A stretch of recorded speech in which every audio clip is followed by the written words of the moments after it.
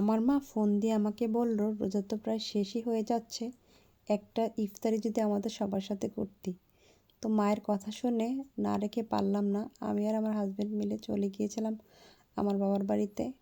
তো যেতে যেতেই কিন্তু অনেক সুন্দর পথের দৃশ্যগুলো পড়ছিল, তো সেগুলো আমি দেখছিলাম। দেখলাম বিশাল বড় বড় কতগুলা গাছ। এই রাস্তাতে আমার সবসময় যাওয়া হয়, কিন্তু বেশি একটা আমি খেয়াল করি না। গাছগুলো দেখে মনে হচ্ছিল গাছগুলোর বয়স অনেক বেশি। আর এই রাস্তাগুলো তো আমার অনেক পরিচিত ছিল। আসলে কি বলবো, মেয়েদের একটা সময় কিন্তু এই পরিচিত রাস্তাগুলোই অনেক বেশি অপরিচিত হয়ে যায়। এই রাস্তাগুলো দিয়ে আমি মনে হয় প্রত্যেক দিনই আসা যাওয়া করতাম এক সময়, কিন্তু এখন দেখে মনে হচ্ছে এই রাস্তাগুলো দিয়ে আমি মাস বছর চলে যায়। মনে হয় যে এই রাস্তাগুলো দিয়ে আমি কতদিন যাবত যাই না। আসলে আমার মনে হয় প্রত্যেকটা মেয়ের জীবনে এরকমটা হয়ে যায়। বিয়ের বিয়ের পর থেকে মেয়েদের আলাদা একটা সংসার হয়ে যায়, তখন আর এই পরিচিত জিনিসগুলা আস্তে আস্তে কিন্তু অপরিচিত হয়ে যায়। আর এই যে রাস্তাটা দেখতে পাচ্ছেন, এই রাস্তাটা দিয়ে না আমি সবসময় আগে স্কুলে যেতাম। দেখে এতটা মায়া লাগছে রাস্তাটা দেখে, মনে হচ্ছে সে হারানো দিনগুলো যদি আমি আবার ফিরে পেতাম। আসলে সেটা তো আর সম্ভব না। যাই হোক, আমি কিন্তু আমার বাবার বাড়িতে চলে এসেছি। এসেই দেখি আমার বোন আমাদের প্রিয় খাবারটা রান্না করছে, মানে বিরিয়ানি রান্না করবে। আমি কিন্তু ফোন করে বলিনি যে আমি কি খাবো, কিন্তু দেখেন, মায়ের ওই যে মায়ের কথা বলে না, মা কিন্তু সব কিছুই আসলে বোঝে। তো এখানে দেখছিলাম ও আবার বিরিয়ানি রান্না করার জন্য সব কিছু একদম প্রিপারেশন রেডি করে রেখেছে।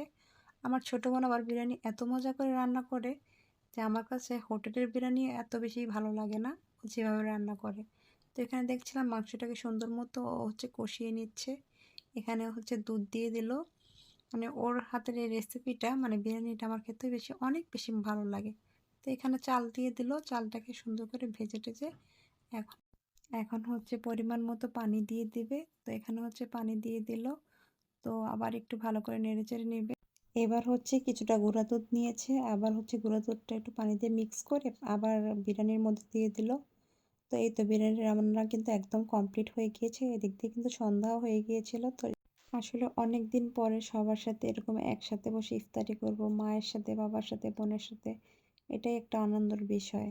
তো এখানে আর বাকি যা যা লাগবে সব কিছু একসাথে আনা হচ্ছিল। তো এখানে আমি হচ্ছে প্লেটে প্লেটে বিরিয়ানি বেড়ে দিচ্ছিলাম, যেন একটু তাড়াতাড়ি হয়। তো ওই দিক দিয়ে আজান দিয়ে দিল, তো সবাই মিলে আমরা একসাথে খেতে বসে পড়লাম। তো খেয়ে দেখলাম আসলে বিরিয়ানিটা অনেক বেশি মজা হয়েছিল। ওই যে বললামই তো, আমার বোনের হাতে বিরিয়ানি কিন্তু আসলেই অনেক বেশি মজা হয়। এদিক দিয়ে খাওয়া শেষ করে আমি হচ্ছে নামাজ পড়তে চলে গিয়েছিলাম। সবাই নামাজ একসাথে পড়ে, যারা চালাবার আছে তাদের কিন্তু এই ইফতারির পরে একটা চায়ের ক্রেভিংস হয়। তো আমরা একসাথে বসে সবাই মিলে চা খাচ্ছিলাম। আমার ছোট বোন সুন্দর করে দুধ চা বানিয়ে দিচ্ছিল। মনে হলো সারাদিনের ক্লান্তি এই এক কাপ দুধ চাই আমার চলে যাবে। আনন্দের মুহূর্তগুলা যেন খুব তাড়াতাড়ি চলে যায়, তাই না? মায়ের কাছে গিয়েছি আর মনে হলো যে কখন গেলাম আর কখন সময়টা চলে গেল, খুব তাড়াতাড়ি সময় চলে যায়। তো এদিক দিয়ে আমার মা আবার টিফিন কারি বাটিতে আমাকে বিরিয়ানি বেড়ে দিচ্ছিল, যেহেতু আমার হাজবেন্ডের, আমার ছেলের অনেক বেশি পছন্দ। তো সেহেতু আবার বিরিয়ানি দিয়েও দিচ্ছিল। আমি বারবার বলছিলাম যে এত বিরিয়ানি দিও না, কে খাবে? তারপরেও কোনো কথা আমার মা শুনছিল না, বলছিল যে নিয়ে যাও, ফ্রিজে রেখে খেও। তো মায়ের ভালোবাসা আসলে বলে বোঝানো যাবে না। মায়ের আসলে এরকমই হয়ে থাকে। তো ওই দিক দিয়ে আমাদের যাওয়ারও সময় হয়ে গিয়েছিল। আমার হাজবেন্ড বলছিল যে রাত হয়ে যাবে, তাড়াতাড়ি চলো। তো যেতে অনেক বেশি খারাপ লাগছিল, কারণ এসেছিলাম এই কিছুক্ষণের জন্য, আবার সব কিছু কিন্তু ছেড়ে এবার চলে যেতে হচ্ছে। তো অনেক যাওয়ার সময় অনেক বেশি খারাপ লাগছিল, তাও কিছু করার নেই, যেতে তো হবেই। তো সবাই ভালো থাকবেন। আল্লাহ হাফেজ।